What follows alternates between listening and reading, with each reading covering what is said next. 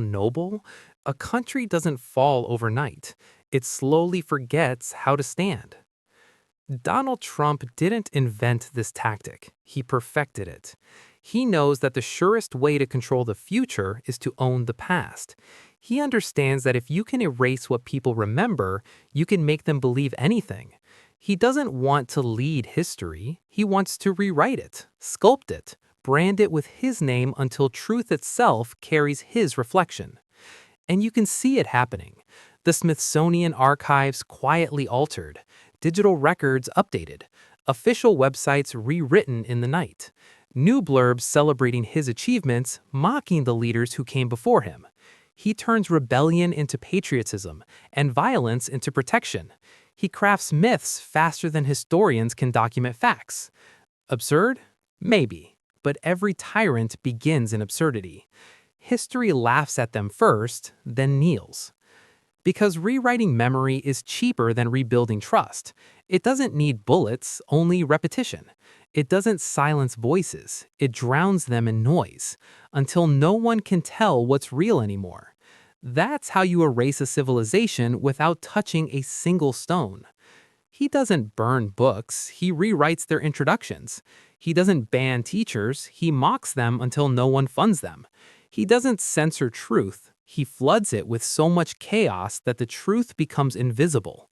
And people let it happen, not because they're evil, but because they're tired. Tired of fighting, tired of thinking, tired of remembering. So they scroll, they move on, they forget. And that's when history disappears, not when it's destroyed, but when it's ignored. You can already feel the shift. The next generation won't remember the headlines. They'll inherit a version of events polished and rewritten, designed to flatter the powerful and humiliate the honest. A story where every crime was a necessary action, every protest was chaos, and every dictator was a misunderstood visionary. And that's the moment when truth dies, not in silence, but in applause. Because forgetting is a slow applause, and Trump, like all who crave control, knows how to keep it going. So the question isn't whether he'll change the story. He already has.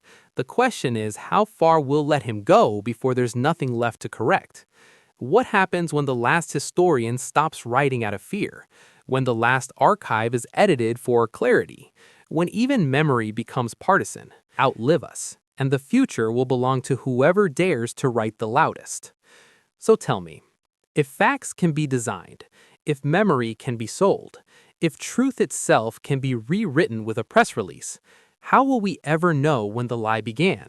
Or worse, what if it never began, because we've been living inside it all along?